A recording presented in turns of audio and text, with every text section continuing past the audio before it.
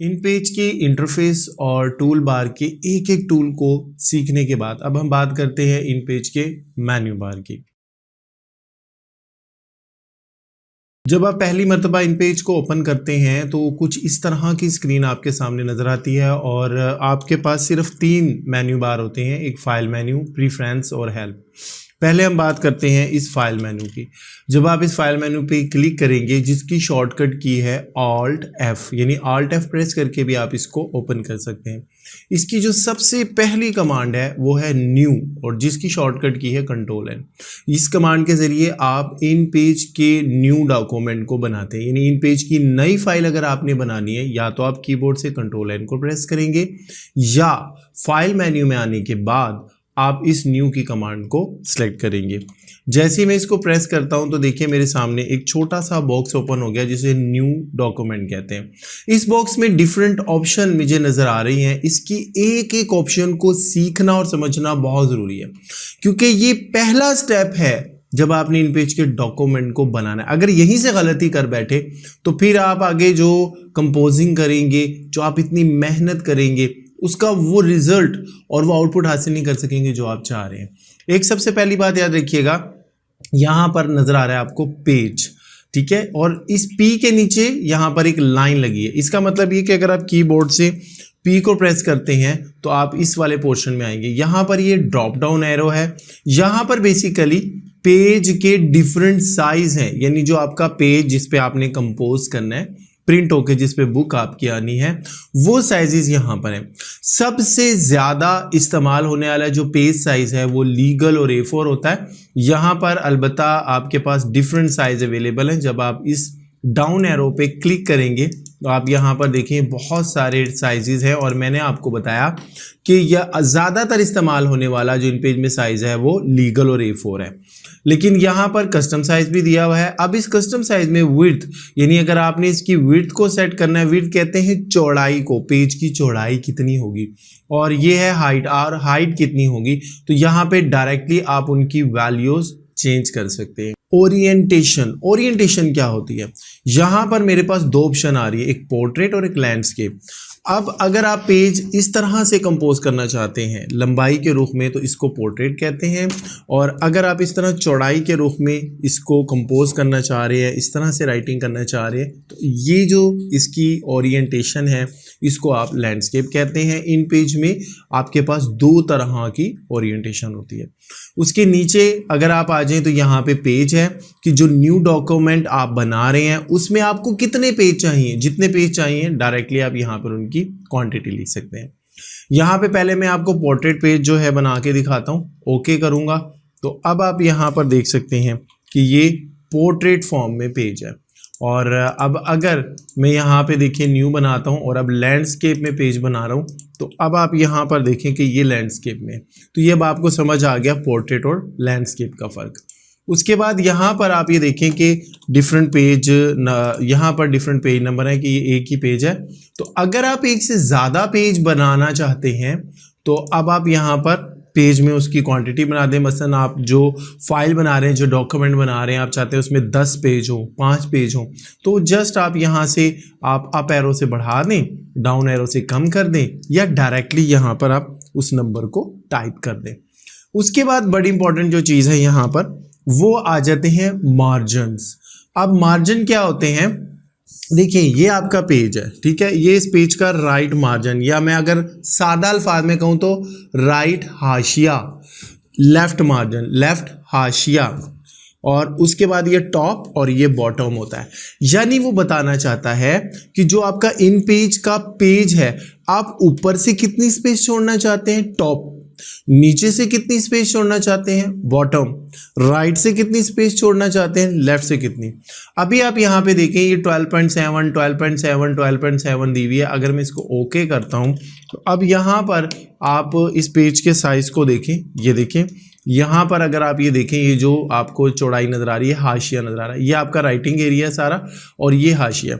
अब अगर आपने ये देखना है कि मैं अब क्या करता हूँ, मैंने अब क्या करना है, अब मैंने इसकी और ये जो मार्जिन्स है इसको मैं चेंज कर दूँ। ये 12.7 लिखे है ना, मैं जनाब इन्हें 50-50 कर देता हूँ, सबको टॉप से भी राइट से भी, लेफ्ट से भी, बॉटम से भी, सारी वैल्यू को ज़रा बड़ा कर दिया। ओके करूँगा तो अब आप यहाँ पर देखें वाज़ेह तौर पे आपको फ़र्क आ रहा है, हाशिया कितना बड़ा हो गया।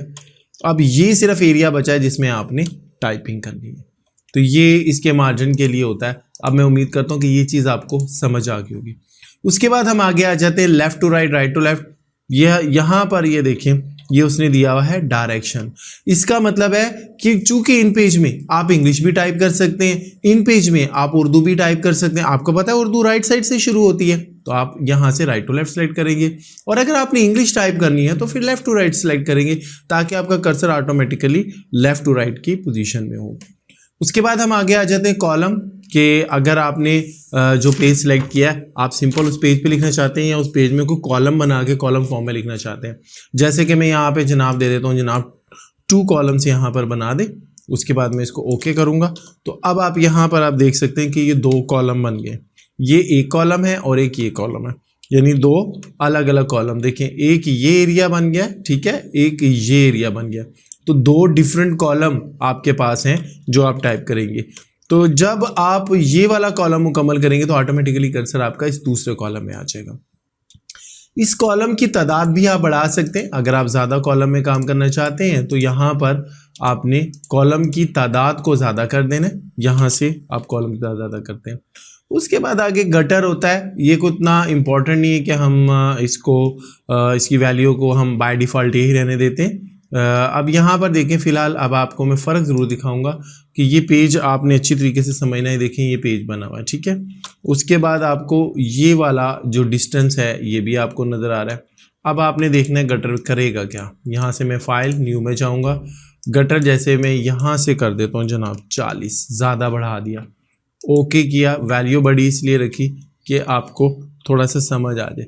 तो गटर जो होगा, अब आपका ये वाला जो डिस्टेंस होगा ज़्यादा होगा।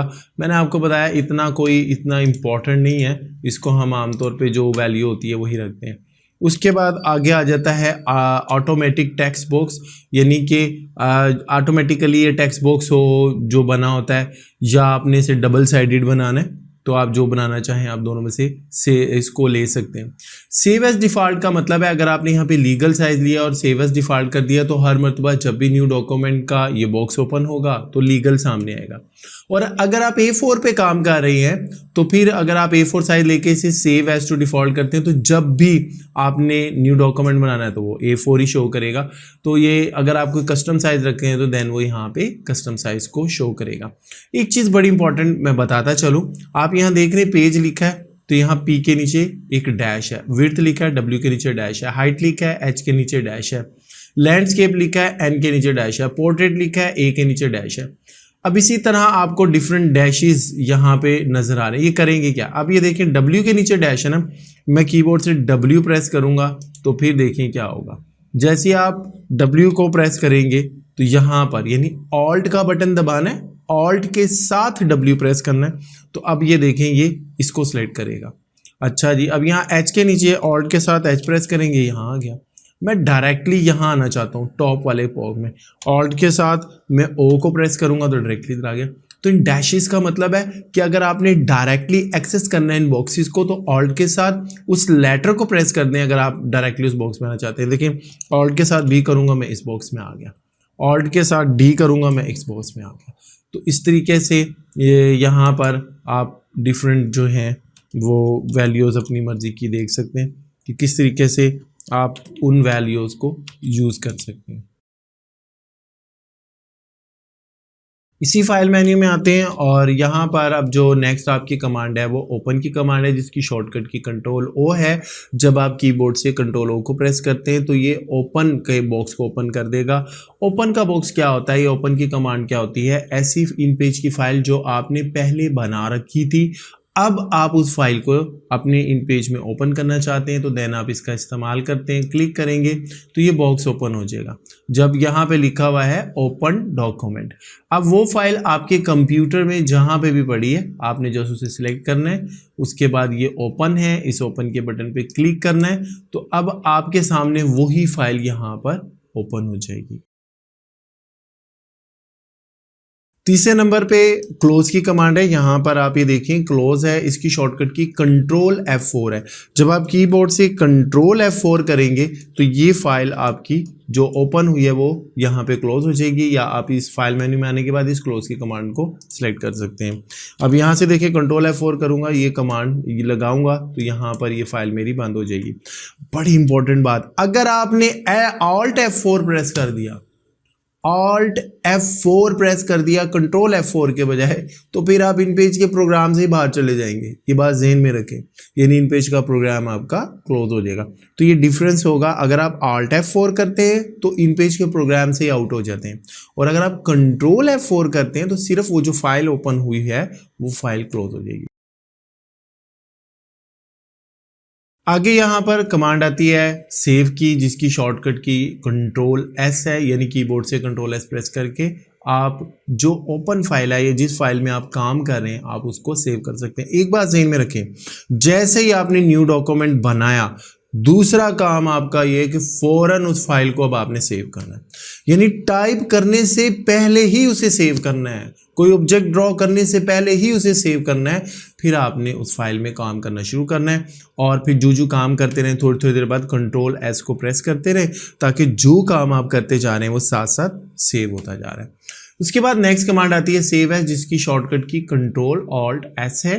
सेव एज किस लिए होती है? सेव एज होती है कि एक फाइल जो मैंने बनाई है, फॉर एग्जांपल ये फाइल देखें, मैंने यहाँ पर ओपन किया और इसका नाम है ग्रामर बुक, इस फाइल का नाम है। अब इसी फाइल को मैं दूसरे नाम के साथ सेव करना चाहता हूं। जैसे मैं इसे सेव करना चाहता हूं, ये देखिए सेव एज किया। अब मैं यहां पे इसका नाम चेंज कर देता हूं, जैसे मैं इसको कर देता हूं अब्दुल्ला ग्राफिक्स, उसके बाद इसे सेव करता हूं। अब बड़ी इंटरेस्टिंग बात है जो आपने देखनी है, यहां पर अब आप देखें इस फाइल का नाम बदल गया, यानी पहले बुक 2 के नाम से, यानी ग्रामर बुक के नाम से मेरी फाइल ओपन थी, लेकिन अब वो फाइल क्लोज हो गई है और अब्दुल्ला ग्राफिक एक नए नाम से ये फाइल मेरी यहां पर ओपन हो गई है। अब वो वाली फाइल कहाँ गई, ग्रामर बुक वाली, वो भी सेव पड़ी है। अब आप ये देखें वो कहाँ है, वो अपनी लोकेशन पर मौजूद है ग्रामर बुक की, ये देखें वो फाइल भी यहाँ पर मौजूद होगी। जब आप ग्रामर बुक की फाइल को ओपन करेंगे तो वो फाइल भी यहाँ पर आपको मिल जाएगी। यहाँ से इसे क्लोज करेंगे, उसके बाद आपने यहाँ से फाइल में आना है, ये यहाँ पे देखिए ग्रामर बुक है, आपने इस पर क्लिक करना है तो वो फाइल आपकी यहाँ पर एज इट इज़ मौजूद है। ठीक है, तो सेव एज की कमांड क्या करती है कि जो फाइल आपकी ओपन है जिसमें आप काम कर रहे हैं उसी फाइल को दूसरे नाम के साथ सेव करती है, और जो आपकी ओरिजिनल फाइल होती है उसको सेव रखती है, उसे ख़त्म नहीं करती, जस्ट उसको क्लोज करती है। उसके बाद एक और इसमें यहाँ पर कमांड है सेव एज PDF। इसको ज़रा मैं बाद में बताऊंगा, पहले मैं बात करूंगा कलेक्ट फॉर आउटपुट की। कलेक्ट फॉर आउटपुट क्या है, बड़े ध्यान से देखना है। इस वक्त यहाँ पे देखें फाइल का क्या नाम आ रहा है, grammar book. Okay, grammar book. अब ये कलेक्ट फॉर आउटपुट भी वही काम करती है जो सेव एज की कमांड करती है। सेव एज की कमांड क्या काम करती है कि जो फाइल आपने ओपन की थी उस फाइल को दूसरे नाम के साथ सेव करती है, जिससे आपकी ओपन हुई हुई ओरिजिनल फाइल क्लोज हो जाती है और वो फाइल दूसरे नाम के साथ ओपन हो जाती है। अब मैं अगर इसको कलेक्ट फॉर आउटपुट करूंगा, अब मैं देखें इसको अब्दुल्ला ग्राफिक देता हूं और यहां पे मैं 2 लिख देता हूं, अब्दुल्ला ग्राफिक 2। अब मैं इसे सेव करूंगा। अब ये फिनोमेना समझना है, इस बात को, इस टेक्निक को समझना है। अब आप यहां पर देखें, यहां तो अब्दुल्ला ग्राफिक 2 आया ही नहीं, जो फाइल ओपन थी वही ओपन है। यही फर्क है सेव एज और कलेक्ट फॉर आउटपुट का। सेव एज कमांड क्या करती है, आपकी जो फाइल ओपन हुई हुई है उसको दूसरे नाम के साथ सेव करती है और जिस नए नाम के साथ उसे सेव किया उसे आपके सामने खोल देती है और पहले वाली क्लोज कर देती है। कलेक्ट फॉर आउटपुट क्या करती है, वो भी आपकी जो फाइल ओपन है उसको दूसरे नाम के साथ सेव करती है, लेकिन जिस नए नाम के साथ उसने फाइल को सेव किया है उस फाइल को नहीं खोलेगी, वो बस सेव करके साइड रहेगी, बल्कि जो आपकी ओरिजिनल फाइल खुली हुई थी पहले वही खुली रहेगी। तो ये फर्क होगा सेव एज और कलेक्ट फॉर आउटपुट का। ये डिपेंड करता है आपकी वर्किंग पे, आप क्या चूज करते हैं। उसके बाद नेक्स्ट अगली कमांड है वो है सेव एज पीडीएफ। अगर आपने इस फाइल का पीडीएफ बनाना है, क्योंकि इन पेज की फाइल व्हाट्सएप पे ओपन नहीं होगी, फेसबुक पे ओपन नहीं होगी, इंस्टाग्राम पे ओपन नहीं होगी। अगर आप चाहते हैं मेरी ये पीडीएफ फाइल बन जाए, मैं किसी को व्हाट्सएप करूं और वो देखे भाई इसमें आपने क्या टाइप किया, तो आपको इस फाइल को सेव एज पीडीएफ करना पड़ेगा। वो कैसे करेंगे, यहाँ पे आप क्लिक करेंगे। अब यहाँ पे आप पेजेस की तादाद देंगे कि भाई कितने पेजेस पीडीएफ बनाने हैं। मसलन मैंने 5 बनाने हैं, 5 दे दूंगा। उसके बाद अगर सारे बनाने हैं ऑल दे दूंगा, ठीक है।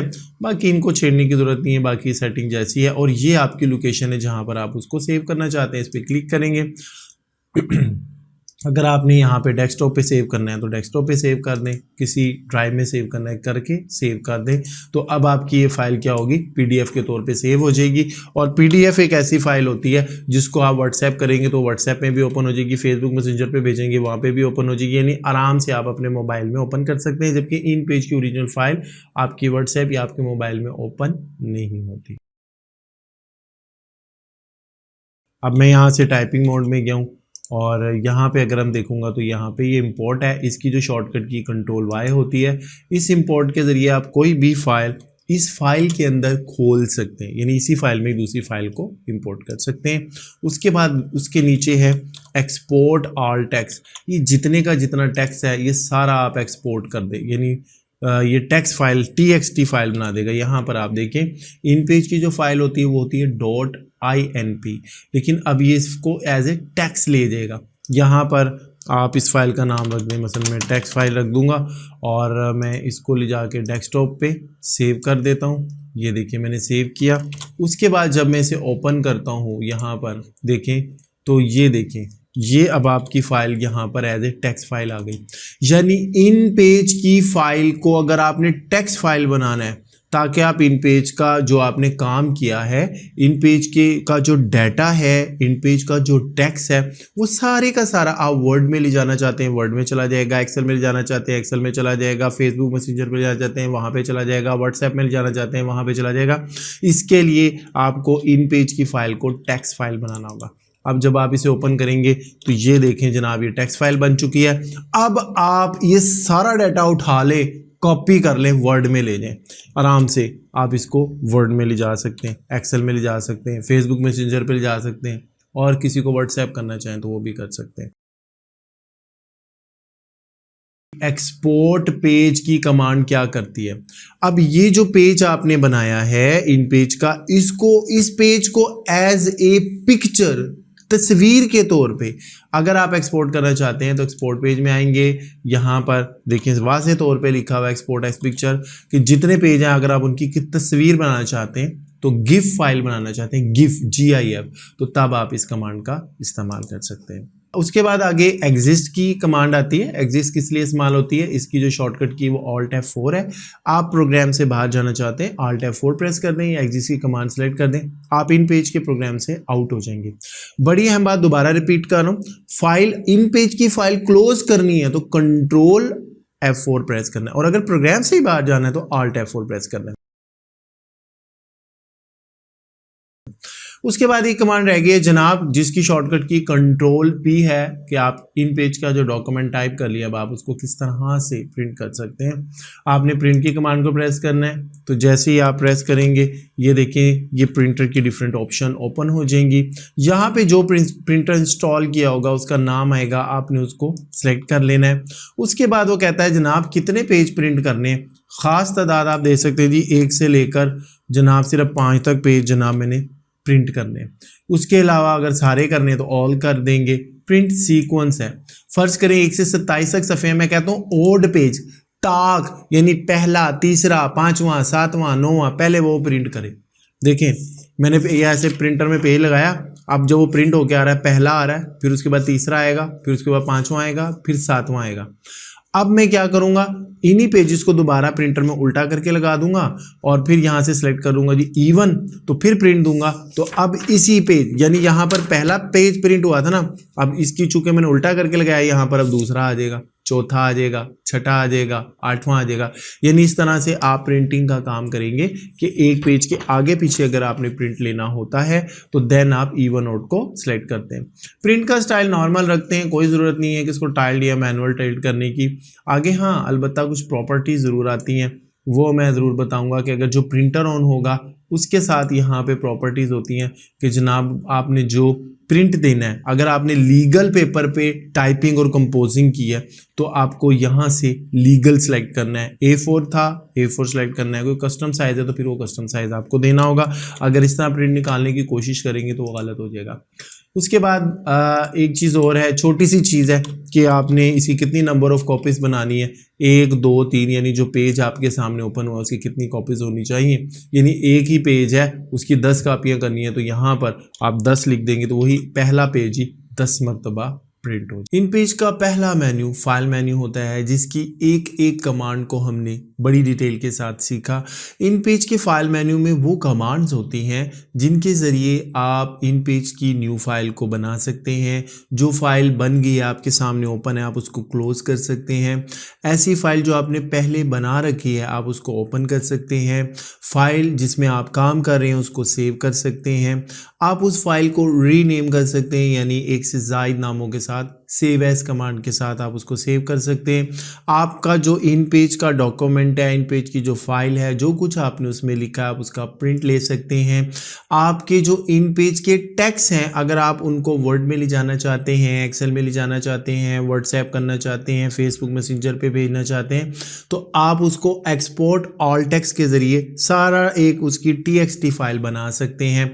आपकी जो इन पेज की फाइल है आप उसकी PDF फाइल बना सकते हैं ताकि अगर आप उसको किसी को व्हाट्सएप करें चेक करने के लिए तो वो आराम से उसको देख सकता है। और ये इन पेज का जो डॉक्यूमेंट है आपने उसको किस तरह से प्रिंट करना है। कंट्रोल N शॉर्टकट की है अगर आपने न्यू फाइल बनानी है। कंट्रोल O शॉर्टकट की है अगर आपने पहले से बनी हुई इन पेज की फाइल को ओपन करना है। कंट्रोल S शॉर्टकट की है अगर आपने इन पेज की फाइल को सेव करना है। इन पेज की फाइल अगर आपने इन पेज के प्रोग्राम से बाहर आना है तो Alt F4, और अगर इन पेज की फाइल को क्लोज करना है तो कंट्रोल F4 का आप इस्तेमाल करते हैं। सेव एज और कलेक्ट फॉर आउटपुट बड़ी इंटरेस्टिंग कमांड जिसके ज़रिए आप एक फ़ाइल को 2 नाम दे सकते हैं, लेकिन यानी 2 से ज़्यादा भी दे सकते हैं। कि फ़र्क क्या होगा, जब आप सेव एज करेंगे तो जो ओरिजिनल डॉक्यूमेंट होगा वो क्लोज हो जाएगा, अब जिस नए नाम से सेव किया है वो आपके सामने आ जाएगा। कलेक्ट फॉर आउटपुट में क्या होगा, कलेक्ट फॉर आउटपुट में ये होगा कि जिस फाइल में आप काम कर रहे हैं वही ओपन रहेगा और जिस नए नाम से आपने सेव किया है वो आपके सामने ओपन ही नहीं होगा, वो साइड पे जहां आपने उसको रखा है वहां पर रहेगा। तो ये आपकी चॉइस होगी कि किस तरीके से आपने सेव एज और कलेक्ट फॉर आउटपुट का इस्तेमाल करना है। तो ये था फाइल मेन्यू जिसको हमने सीखा। हमारा नेक्स्ट टारगेट, हमारा नेक्स्ट पॉइंट इसका दूसरा मेन्यू एडिट मेन्यू है जिसको अब हम सीखेंगे।